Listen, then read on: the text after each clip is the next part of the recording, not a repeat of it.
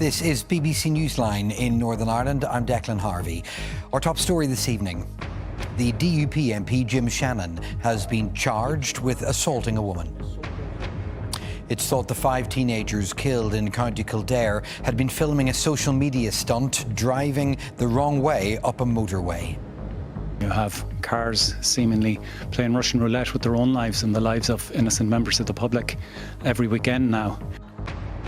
Sinn Féin condemns the burning of images of Michelle O'Neill on a bonfire in Londonderry. A weekend of racist attacks and graffiti. Police are treating them as hate crimes. The football club giving men a space to talk about how they're feeling. Just waking up, going downstairs, working, going to the sofa, going to bed. I was feeling very isolated. I don't think it's overly dramatic to say that some of these guys wouldn't be here if it wasn't for just a chat. Kate O'Connor becomes the European champion and now has her sights set on both the world and Olympic titles. And we have more rain pushing eastwards overnight tonight, but will it clear by tomorrow? I'll have your full forecast shortly.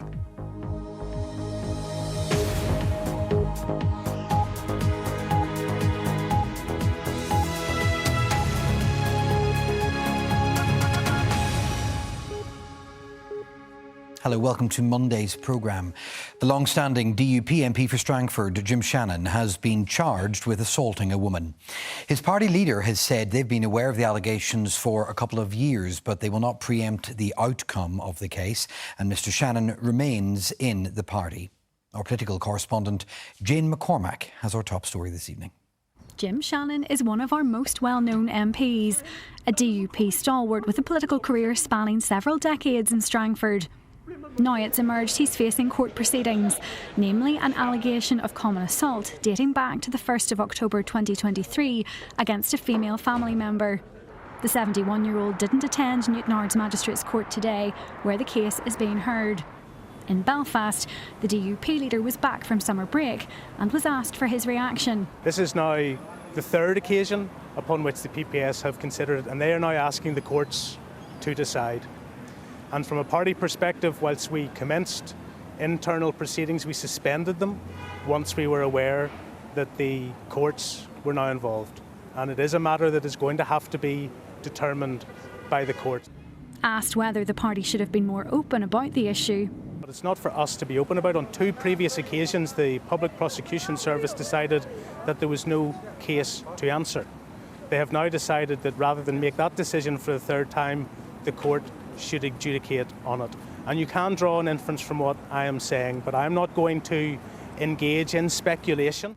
In a brief statement, lawyers acting for Mr Shannon this evening said the case is being factually contested, adding, this allegation goes back some considerable time with various legal issues concerning the overall prosecution and the conduct of same. The PPS said as the matter is now before court, it would be inappropriate to comment. The case is expected to be heard again next month after the judge adjourned proceedings until September the 1st. Jane McCormack, BBC Newsline. A social media trend is being blamed for the death of 5 teenagers in County Kildare who it's believed had been filming themselves driving down the wrong side of a motorway. They crashed head-on into an oncoming car and all 5, who've now been named, were killed. In the second vehicle was a family understood to have been heading to the airport on holiday. They are all in a serious condition this evening. Eve Rosado has more on what has been described as an horrific tragedy. The aftermath of a crash, described by those in the area as horrific. Postmortems on the 5 dead teenage boys are being carried out. Gardaí are investigating, while the Irish Police Ombudsman is also looking into this incident. The Garda Commissioner has called this reckless behaviour for social media likes and said his thoughts are with those who were travelling innocently. The vehicle carrying the teenagers was driving the wrong way down the M9 in the direction of Carlow, while the other car, with 3 women and a child in it, was travelling in the direction of Dublin. We know they were headed to Dublin Airport when they were struck at around 3 a.m. yesterday morning. Those 4 people are now in various hospitals being treated for serious injuries. The Garda Representative Association says officers were told not to engage with a stolen vehicle travelling the wrong way down a motorway. You have cars seemingly playing Russian roulette with their own lives and the lives of innocent members of the public every weekend now. And what the GRA are looking for is tougher legislation, tougher sentencing for people who partake in these events. Currently, none of our members are pursuit trained. So that means we cannot legally pursue anybody who's partaken in these incidents. So what we are looking for is proper pursuit training for our members. The Irish government has promised new legislation today and said Gardaí would receive the training they need to help tackle this crime. The Gardaí will have whatever resources they require from government in order to respond to this threat to public safety. And social media companies need to step up to the mark as well in respect of their own responsibilities. It's a trend that is happening on social media. The Commissioner told me as well, and this is not trying to deflect attention, but this is an issue that's not unique to Ireland. This is happening in other countries. I've been speaking to a journalist who's been investigating this trend. It has now got to the point of a significant volume of incidents across Dublin particularly. There are videos on TikTok particularly of young car thieves wearing balaclavas driving cars against the flow of traffic. And it is certainly, I think, to use the parlance of the social media, a trend. It's quite obvious in the videos that the young lads are very much enjoying what they're doing. People now anxiously await updates on the 3 women and the 7-year-old boy who were injured as they travelled to the airport for a holiday. Eve Rosado, BBC Newsline. Well, as details continue to emerge and tributes continue to be made to those involved, we would point you to our digital pages. We're understanding more about what led to this tragedy all the time. The address is there for you on your screen. You'll also, of course, find it on the BBC News app. Posters of Michelle O'Neill, as well as Union flags and Israeli flags, were burned on a bonfire in the Bogside at the weekend, with police now investigating it as a potential hate crime. Sinn Féin has condemned it, calling it hate-filled sectarianism. There'd been tension in the area in the run-up to Saturday night, as our North West reporter Kieran Tourish now explains. A police investigation is now underway into what it described as the disgraceful placing of materials on several bonfires on Saturday evening. It included posters of First Minister Michelle O'Neill, poppy wreaths, sashes and Union, Israeli, Parachute Regiment and Northern Ireland flags, as well as Somme remembrance material. Massgoers at St Eugene's Cathedral were today shocked at the display. I was disappointed to see that. It's a thing of the past. It should stay in the past. The sooner we get away from it, the better. As my husband said, it's in the past and it should stay there. The Bishop of Derry says there must be discussions with the young people involved who are possibly being manipulated. I can't build a hope for the future of our young people if we feed them anger about other people all the time. I think we have to build some sort of hope for the future on a narrative that frees us from being prisoners of the past and helps us to build something better than bonfires, because that simply leaves us with ashes at the end of the day and nothing to show for it. Last week, the Department of Infrastructure removed almost 500 pallets from underneath the flyover. The police now say they recovered 6 poppy wreaths and a World War I commemoration banner. The First Minister had welcomed the removal of the pallets while on a visit to Derry last week. She said that she would not be deterred, distracted or intimidated and would continue to call out sectarianism and anti-community activity in the wake of the bonfire displays. A view echoed by a party colleague. Just hate-filled sectarianism. I think that it's totally unacceptable and it isn't representative of the vast majority of people in Derry or beyond that. Meanwhile, there's been praise for the highly successful local Féile, which concluded at the weekend with a carnival parade which passed by the bonfire site. More than 20,000 people attended 160 events since the first week in August. The numbers for this year's Féile have massively exceeded our expectations. People have come out in full force. They celebrate the communities that we work on, that we live on, that we play on. We've absolutely loved it. We've had a great day. There's so much on in the community. It's wonderful for everybody to see and enjoy, and the kids have all loved it. Yeah! The main route in and out of the Bogside has now been cleared, but the reflection on the weekend will continue. The police have condemned the placing of the items on the various bonfires in the city. They say the burning of the effigies and other materials is being treated as a sectarian-motivated hate crime. They have issued an appeal for information. Kieran Tourish, BBC Newsline, Derry. A woman in her 50s has died after she was hit by a car in County Londonderry. It happened in the Drumrain Road area of Limavady yesterday afternoon. Police have appealed for anyone who might have information to come forward. It was a weekend marked by racist attacks and abuse in some areas of Northern Ireland. Take, for example, in North Belfast, a house was attacked twice. These pictures are from the Forth River Road in Glenarm. Racist messages were sprayed on the property late on Saturday night. A glass pane on the front door was then broken a few hours later. That was in Glencairn. Similarly, in Hollywood, County Down, racist graffiti has appeared along the town's popular seafront. A nearby block of apartments was also spray painted. Our reporter Michael Fitzpatrick has been getting reaction in the town. The racist graffiti was sprayed on the wall of this apartment building on the main carriageway between Hollywood and Belfast at the weekend. Offensive messages were also sprayed on a coastal path at nearby Sea Park, but have since been removed. In July, racist graffiti was sprayed along the seafront, as well as on a subway earlier this month. At the start of August, 2 children were injured when stones were thrown through the front window of a house in Church Green, while a second nearby property was also attacked. At the time, police said they were treating both attacks as racially motivated hate crimes. I think many people who live in this town and are in this community feel very dismayed at what we've seen over the last number of weeks. It's not the kind of town that they want to live in.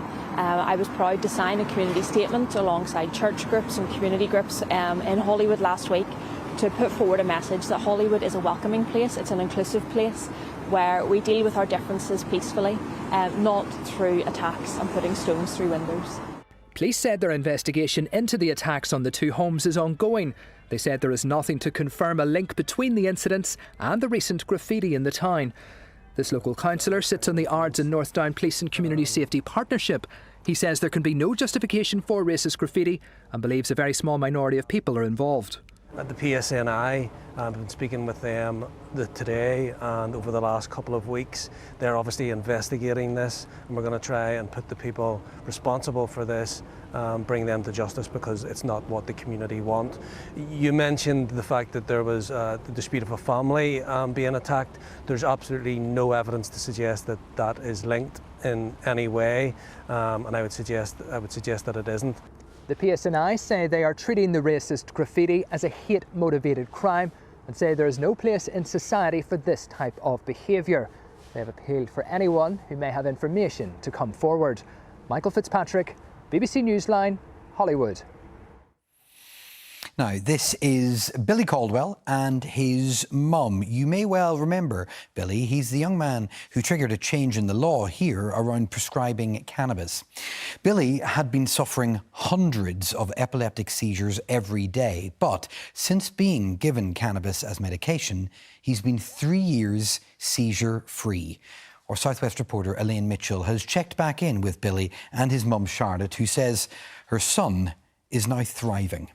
These images of Billy Caldwell in 2018 showed the world just how crucial prescription cannabis was for him. His case helped to spark a change in the drugs laws to allow doctors to prescribe cannabis in cases like Billy's.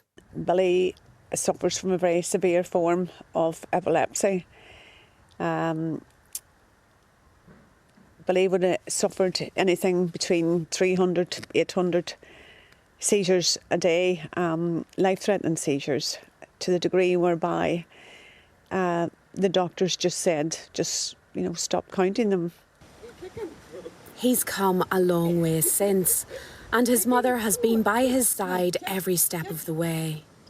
He's just celebrated 3 years of total seizure freedom. It's something I had always dreamed about, that he would celebrate his 21st birthday, and I could never see it until Billy found prescription cannabis. And I think prescription cannabis is not only giving Billy back his right to life, but it's given me back my right as a mother to hope. While the prescription cannabis industry in the UK is relatively young, Charlotte feels it needs more work to really help those in need. Prescription cannabis is basically available in the UK because Billy changed the law, but it's a private sector.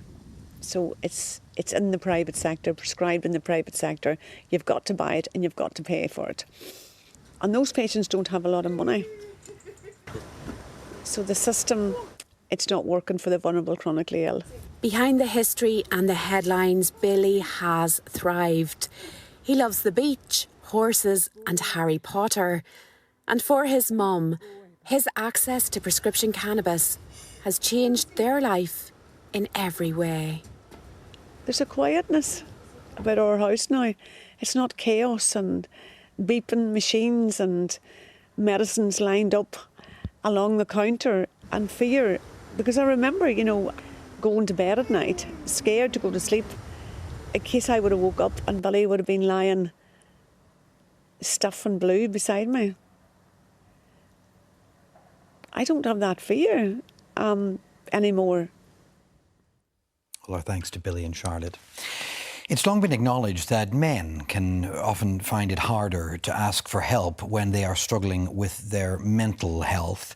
But a group in County Armagh seems to be finding a way to make it easier for men in Craigavon. Just a Chat is a charity that began life as a small signposting service, but it has now grown into a community of over 100 people who are using sport, but also social activities and, critically, conversation to tackle issues including isolation and addiction. Sophia McBride went to chat to some of them. You know what it's all about, lads. Just have a bit of fun tonight. The weather's lovely. It's a great place to be out, and just keep doing what we're doing. This might look like your average kickabout, but for these men, it's so much more than just a game. Run by a mental health charity, these weekly football sessions have become a lifeline for many. Ben turned to the Craigavon-based group Just a Chat after completing residential treatment for drug, alcohol and gambling addiction. I had my first suicidal thoughts before I went into treatment. I came out with a lot of fears and a very messy head. I came really to get myself out of the house, and play a game of football, because I didn't want to be staying in the house too long in my own head. It wasn't safe. Neil has been managing his mental health since childhood. Working from home, he says his days became repetitive and lonely, and he started drinking more. I was just waking up, going downstairs, working, going to the sofa, going to bed. I was feeling very isolated. I don't think it's overly dramatic to say that some of these guys wouldn't be here if it wasn't for Just a Chat. Northern Ireland's mental health champion says community organisations like this one are vital in providing help and support. The data shows us that men can have difficulty communicating their feelings. They need those sources of support and places to go when they're feeling a bit low, rather than just waiting until it develops into a mental health problem and then seeking support from a doctor. For Ben, that sense of community has made all the difference. I don't have a lot in life, but I'm happy and content with what I have. There's days that I'll struggle, there's no doubt. I'm not cured by any means, but I know at any time I need, I lift the phone any time of day or night, and I'll get whatever I need. Sophia McBride, BBC Newsline, Lurgan. If you've been affected by any of the issues in Sophia's report, we would point you to the BBC Action Line, where you'll find links to organisations that can offer you help and support. Now, staying on a sporting theme, and we can really only talk about one person this evening, Kate O'Connor winning a second gold medal in as many months. Nicola is here. I mean, Kate O'Connor, quite rightly, not just the pride of County Down, but all of Northern Ireland, an absolute star. Totally, Declan, yeah, golden girl, golden summer, in fact, and just absolutely incredible to watch. Good evening, everyone. She already had the Commonwealth title from Glasgow in July, and now Kate O'Connor is the European champion in the women's heptathlon. The Newry-born athlete won her biggest title yet in Birmingham on Saturday night and has returned home today, very much a contender now for the Olympic Games in Los Angeles in 2 years' time.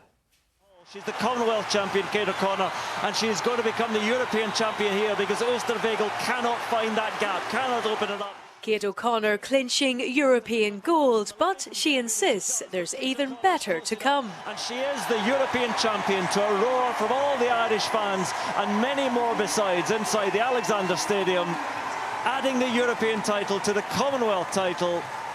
She's one of the very best in the world now, Kate O'Connor. By far did not have a perfect competition, but I still managed to come out on top. But it was probably the most nerve-wracking competition of my whole life. Like, my nervous system is completely fried from it. Like, I didn't give myself a second to breathe.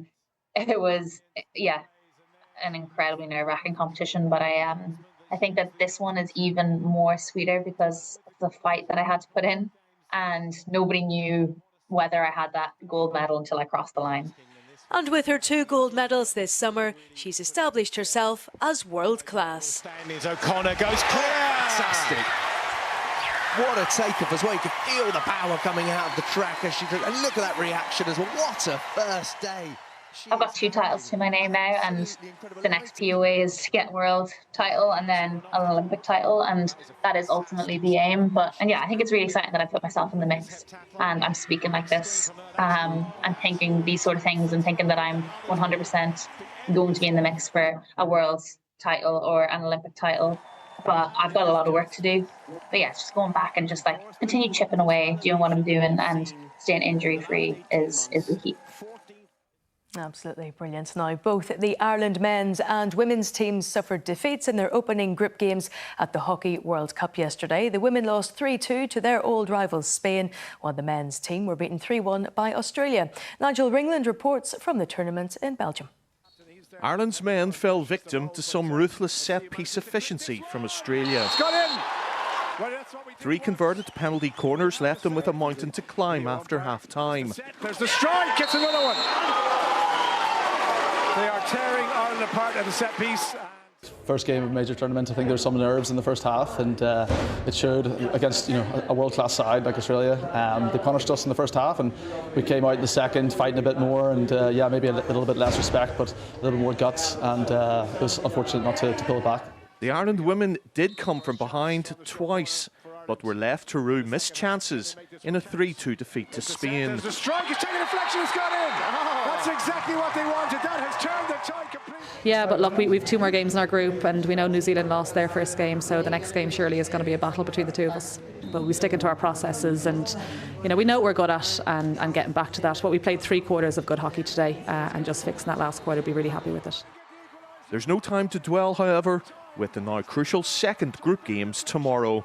Nigel Ringland, BBC Newsline, Wavre in Belgium. To football now, and in the Irish Premiership, Linfield manager David Healy got the perfect response from his side after their opening weekend home defeat to Ballymena. The Blues beat their Belfast rivals Glentoran on Saturday. Gavin Andrews begins his roundup of all the action at Windsor Park. Linfield put their opening weekend blues behind them with a big win against their great rivals. Goals from Dara Leahy and Kirk Miller, enough to edge Glentoran in the Belfast derby. We deserved to win the game. We got goals at key moments, big moments. What was important today was, especially the atmosphere coming into the game, that we didn't fall behind, because it might have changed the direction of the game, the atmosphere of the game. So credit to the players. There was a lot of questions asked. As always, there was a lot of questions asked of me after the performance and result last week, rightly or wrongly. I would suggest wrongly, but that's my opinion. If Healy had a message for his critics, the Larne boss had a message for the league. Gary Haveren's side played out a goalless draw at Coleraine as they tried to juggle a busy schedule of European commitments. To give us the best chance of being successful in Europe, we could have had this game moved aside. That would have given us 7 days preparation for a game, and 7 days rather than 2 on a travel day is completely different. We weren't asking for an unfair favour or to load the dice in our favour. We were just asking for the same opportunity as what our opponents were getting. And we could all do with that extra money, like, you know what I mean? So for the good of the league and the good of us, I felt we deserved a fighting chance. Crusaders overcame a battle when Ballymena visited Seaview. The hosts dug in for a 2-1 win. Top of the table, Cliftonville eased past Bangor. Liam McStravick with the pick of the goals in a 3-0 victory. Chris Lowe pounced for Dungannon Swifts to beat Portadown at Shamrock Park. And Paul Heatley popped up with another goal for Carrick at Limavady. Stephen Baxter's side make it 2 wins from 2 with a 2-1 win on the road. Gavin Andrews, BBC Newsline. And finally, staying with football, there could be big developments tonight at Cliftonville, with club members set to take an historic vote on accepting £3 million plus offer from the Toronto Investment Group. News on that vote to follow. But for now, that's the sport. Declan. Nicola, thank you very much for that. At dinner time in County Down, and if you want to send in your Weather Watcher pictures, you know where to find us. Gorgeous time of year to get the phone camera out. Yeah. Well, it has been gorgeous, but actually Barra's here turning a little bit more unsettled this week. Yeah, but I think a lot of people were looking for some rain, especially for the farmers, and I think for quite a few of us it has arrived today. It was a grey, misty start in quite a few areas, and we've seen outbreaks of rain pretty much coming and going through the day. This is the radar picture. We can see the rain coming in from the northwest, turning to a more westerly though through this evening and overnight. So if you're heading out anytime soon this evening, it'll be one for the umbrellas. Once the bulk of that rain clears, we have more of a westerly wind then developing, and then it's going to be bringing showers overnight tonight. Some could be heavy, temperatures 14 or 15 degrees, so it's not going to be a cold night. Mild start then tomorrow morning, maybe a few glimmers of sunshine, but overall we're looking at a mainly cloudy day rather, with a scattering of showers pretty much from the beginning of the day. They'll be coming in on that westerly wind. There will be a lot of dry weather in between them, and the showers will be hit and miss, and they should pass by fairly quickly. It's a drier picture further south and towards the south coast, 20, 21 degrees maybe. For the north coast, in and around 17, possibly 18 Celsius through the afternoon. So it does look as though it will be a cloudy end to the day tomorrow, and some of the showers then that we begin to see coming in from the west, well, they could be quite sharp as well, lasting overnight into Wednesday. Some clear spells for time tomorrow night, so a little bit cooler, 12 or 13 degrees, but the cloud increases then into Wednesday morning. That's all courtesy of low pressure sitting towards the northwest. It's going to be firing in some scattered showers on quite a brisk westerly wind, and some of the showers are likely to be heavy, but this time there could even be some thunder and lightning as well with those. In between, the odd glimmer of sunshine, but a fairly unsettled picture. Still low temperatures in and around average, 17 or 18 degrees, but the likes of Ballyhalbert there in the Ards Peninsula could hit 19 or 20 degrees. Now, as we make our way through the rest of this week, still a few showers lingering around Thursday and Friday, not as many though as Wednesday. And then the good news is, if you're planning anything for the outdoors this weekend, it looks as though it's going to turn largely settled with some sunshine and temperatures again up into the high teens. OK, that is it for now. Thank you for watching. You can see anything again on the BBC iPlayer, of course. Our late news is at 10:30, but from all of us on the team for now, have a great evening. Bye-bye.